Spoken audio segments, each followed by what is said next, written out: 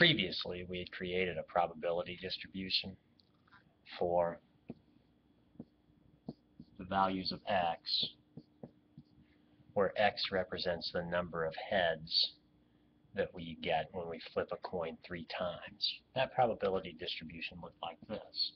The possible values for x, where x is the number of heads, were 0, 1, 2, and 3, and we had calculated that the probability of getting 0 heads was 1/8. This was also 1/8. The probability of getting 1 head or 2 head, though, 2 heads were different, though. They were each 3/8. And that's where we left off last time. Now, a couple of observations here. Number one, x in this case is called a discrete random variable because it can only take on certain values. It can't take on any values in between, say, 0 and 1 or 1 and 2.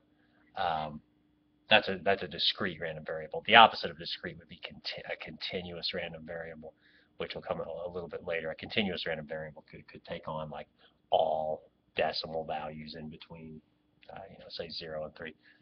I want you to notice also that the probability distribution, the sum of all the probabilities, you add 1/8, 3/8, 3/8, 1/8, that adds up to 8/8, which is 1. And that will be the case for every probability distribution, that the probability of the entire sample space, okay, is always 1, whether it's discrete or continuous. That's something to remember. Now, what I want to do now is I want to display this same probability distribution a little bit differently. Right now, the probability distribution of x is right here. Okay, I'm going to display it graphically in the form of a histogram. And what I'll do is I'll create a histogram.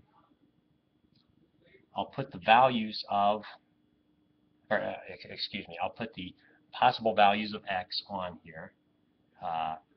0, 1, 2, and 3. And then what I'm going to do is I'm going to make a bar for each value. On my y-axis, I'll put the relative frequency.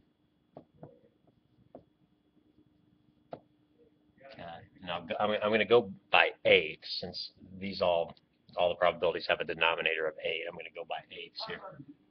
1/8, 2/8, 3/8.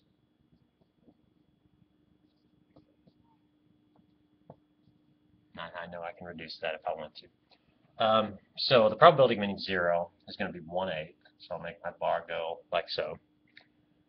The probability of getting 1 head out of 3 flips is 3/8. So I'll make my bar a bit taller.